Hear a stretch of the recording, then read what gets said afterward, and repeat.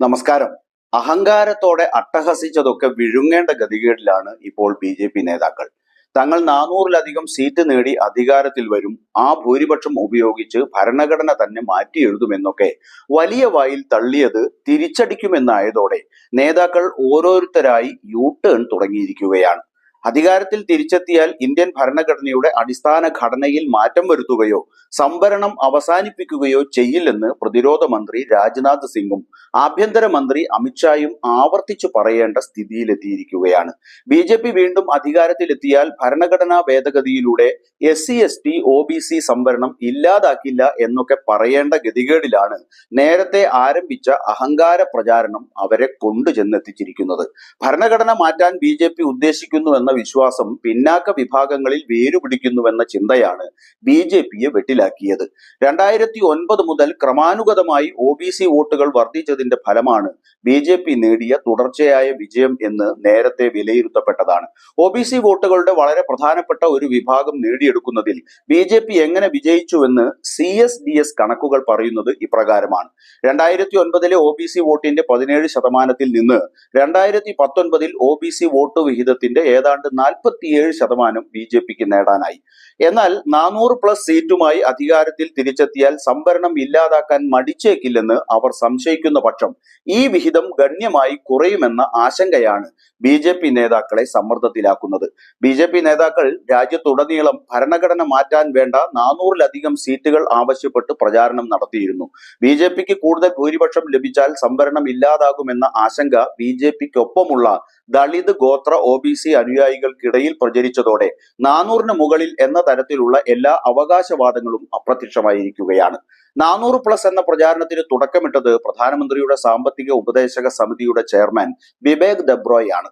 ഭേദഗതികൾ ചെയ്യലല്ല, അവ്യക്തതയ്ക്ക് ഇടം നൽകാത്ത ഒരു പുതിയ ഭരണഘടന തന്നെ ഉണ്ടാക്കും എന്നാണ് ദബ്രോയ് തന്റെ ലേഖനത്തിൽ പറഞ്ഞത്. മോദിയുമായി വളരെ അടുത്ത ഒരാളിൽ നിന്നും ഇത്തരം പരാമർശം വരുന്നത് ബി.ജെ.പിയുടെ ഉള്ളിലിരിപ്പിനെയാണ് പ്രതിഫലിപ്പിക്കുന്നത്. അതേസമയം കർണാടകയിൽ നിന്നുള്ള MP അനന്ത് കുമാർ ഹെഗ്ഡെ ഭരണഘടനാ ഭേദഗതിക്ക് 400-ലധികം സീറ്റ് എന്നതാണ് തങ്ങളുടെ ലക്ഷ്യം എന്ന് പ്രഖ്യാപിച്ചു. സംഘപരിവാറുമായി ഏറ്റവും അടുപ്പമുള്ള ഹെഗ്ഡെയെ പോലൊരാൾ സംസാരിക്കുന്നത് ബി.ജെ.പി നീക്കത്തെ ഒന്നുകൂടി വ്യക്തമാക്കി. അതിനുശേഷം ആഴ്ചകൾ കഴിഞ്ഞ് അടുത്തിടെ ബി.ജെ.പിയിലെത്തിയ ജ്യോതി മിർദയും ഭരണഘടന മാറ്റാൻ 400-ലധികം സീറ്റ് എന്ന ആവശ്യം ആവർത്തിച്ചു. ഇതേ ആവശ്യം ഉന്നയിച്ച മറ്റൊരാൾ ഫൈസാബാദിൽ നിന്ന് 2 തവണ MP-യും അയോധ്യയിൽ നിന്നുള്ള ദീർഘകാല MLA-യുമായിരുന്ന ലല്ലു സിംഗ് ആണ്. പുതിയ ഭരണഘടന മാറ്റുന്നതിനോ ഉണ്ടാക്കുന്നതിനോ 2/3 ഭൂരിപക്ഷം ആവശ്യമാണെന്നായിരുന്നു ലല്ലു സിംഗ് നടത്തിയ പ്രസംഗം. കഴിഞ്ഞ 2 മാസത്തിനുള്ളിൽ ഇത്തരം പ്രസ്താവനകൾ നടത്തിയ മൂന്നാമത്തെ ബി.ജെ.പി നേതാവാണ് ലല്ലു സിംഗ്. മീററ്റിൽ നിന്നുള്ള ബി.ജെ.പി സ്ഥാനാർത്ഥിയും രാമായണം സീരിയലിലെ രാമനുമായ നടൻ അരുൺ ഗോവിൽ കാലത്തിനനുസരിച്ച് ഭരണഘടനയിൽ മാറ്റങ്ങൾ ഉണ്ടായിട്ടുണ്ടെന്നും അതിൽ ഒരു ദോഷവുമില്ല എന്നും ഇതേ സമയം വാദിച്ചു. ഭരണഘടനയെക്കുറിച്ചുള്ള RSSന്റെയും ബി.ജെ.പിയുടെയും ട്രാക്ക് റെക്കോർഡ് ഇവരുടെ വാദങ്ങളെ ചരിത്രപരമായി ശരിവെക്കുന്നുണ്ടെന്നതാണ് ഏറ്റവും പ്രധാനം. 1949 ജൂലൈയിൽ RSS മുഖപത്രമായ ഓർഗനൈസർ പ്രസിദ്ധീകരണം ആരംഭിച്ച് 4 മാസങ്ങൾക്ക് ശേഷം ആ വർഷം നവംബർ 30 അതിന്റെ ലക്കത്തിൽ ഭരണഘടനയെക്കുറിച്ച് അവ്യക്തതയൊന്നും അവശേഷിപ്പിക്കാതെ പ്രസ്താവിച്ചത് ഇപ്രകാരമാണ്: ഭാരതത്തിന്റെ പുതിയ ഭരണഘടനയിലെ ഏറ്റവും മോശം കാര്യം അതിൽ ഭാരതീയമായി ഒന്നുമില്ല എന്നതാണ്. ഭരണഘടനയുടെ ഡ്രാഫ്റ്റർമാർ അതിൽ ബ്രിട്ടീഷ്, അമേരിക്കൻ, കനേഡിയൻ, സ്വിസ്, മറ്റ് ഭരണഘടനകളുടെ ഘടകങ്ങൾ ഉൾപ്പെടുത്തിയിട്ടുണ്ട്. എന്നാൽ അതിൽ പുരാതന ഭാരതീയ ഭരണഘടനാ നിയമങ്ങൾ, സ്ഥാപനങ്ങൾ, നാമകരണം, പദാവലി എന്നിവയുടെ ഒരു അംശവും ഇല്ല. നമ്മുടെ ഭരണഘടനയിൽ പ്രാചീന ഭാരതത്തിന്റെ അതുല്യമായ ഭരണഘടനാ വികാസത്തെക്കുറിച്ച് പരാമർശമില്ല. ലോകത്ത് പലരും പ്രശംസിച്ച മനുവിന്റെ നിയമങ്ങൾ അഥവാ മനുസ്മൃതി നമ്മുടെ ഭരണഘടനാ പണ്ഡിതന്മാർ മുഖവിലക്കെടുത്തിയിട്ടില്ല. പത്രപ്രവർത്തകനും എഴുത്തുകാരനുമായ നിലഞ്ജൻ മുഖോപാധ്യായ എഴുതിയ ഓർഗനൈസറിലെ ലേഖനത്തെ ശരിവെച്ചുകൊണ്ട് VD സവർക്കർ ദീർഘമായ മറ്റൊരു ലേഖനം എഴുതി.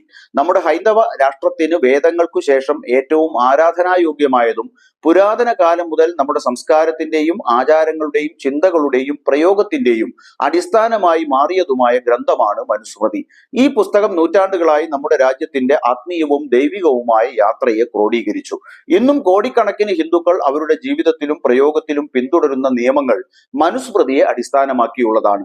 ഇന്ന് മനുസ്മൃതി ഹിന്ദു നിയമമാണ് എന്നൊക്കെയാണ് സവർക്കർ തന്റെ ലേഖനത്തിൽ വ്യക്തമാക്കിയത്. ഇന്ത്യൻ ഭരണഘടനയേക്കാൾ മനുസ്മൃതിക്ക് പ്രാമുഖ്യം നൽകുന്നത് സംഘത്തിന്റെ ദീർഘകാല വിശ്വാസമാണ് എന്ന കാര്യം ഇതിൽ നിന്നൊക്കെ വ്യക്തമാണല്ലോ.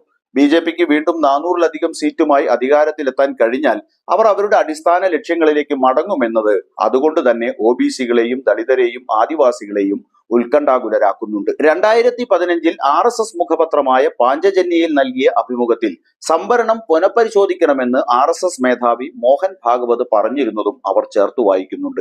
ബി.ജെ.പിക്ക് 400-ലധികം സീറ്റ് നേടാനായാൽ അവർ ഭരണഘടന മാറ്റുകയും അതിന്റെ ഭാഗമായി തങ്ങൾ അനുഭവിക്കുന്ന സംവരണം തന്നെ ഇല്ലാതാകുമെന്നുമുള്ള ചർച്ചകൾ ഉയർന്നു വന്നതോടെ കഴിഞ്ഞ തെരഞ്ഞെടുപ്പുകളിൽ കൂട്ടമായി തങ്ങൾക്കൊപ്പം നിന്ന ഒ.ബി.സി ദളിത് വോട്ടുകൾ കൈവിട്ടു പോകും എന്ന യാഥാർത്ഥ്യം ബി.ജെ.പിയെ അങ്കലാപ്പിലാക്കിയതിന്റെ സൂചനയാണ് 400-ലധികം എന്ന് പറയേണ്ട എന്ന് തീരുമാനിച്ചതിന് പിന്നിലുള്ളത്. ജാതി സെൻസസ് ഉൾപ്പെടെ വാഗ്ദാനം ചെയ്ത് കോൺഗ്രസ് നടത്തുന്ന പ്രചാരണവും ബി.ജെ.പി നേതാക്കളുടെ ഉറക്കം കെടുത്തുന്നുണ്ട്. സംവരണം ഇല്ലാതാക്കും എന്ന തരത്തിൽ തന്റെ പേരിൽ ഇറങ്ങിയ വീഡിയോ പ്രചരിപ്പിച്ചവർക്കെതിരെ കേസെടുക്കാൻ അമിത്ഷാ നിർദ്ദേശം നൽകിയത് ഈ അങ്കലാപ്പ് ഒന്നുകൂടി വ്യക്തമാക്കുന്നുണ്ട്. തെരഞ്ഞെടുപ്പ് പുരോഗമിക്കുമ്പോൾ സംവരണം കൂടുതൽ ചർച്ചയാകാതിരിക്കാൻ തന്നെയാണ് ബി.ജെ.പി ആഗ്രഹിക്കുന്നത്. വരും ദിവസങ്ങളിൽ എന്ത് സംഭവിക്കുമെന്ന് കാത്തിരുന്നു കാണാം.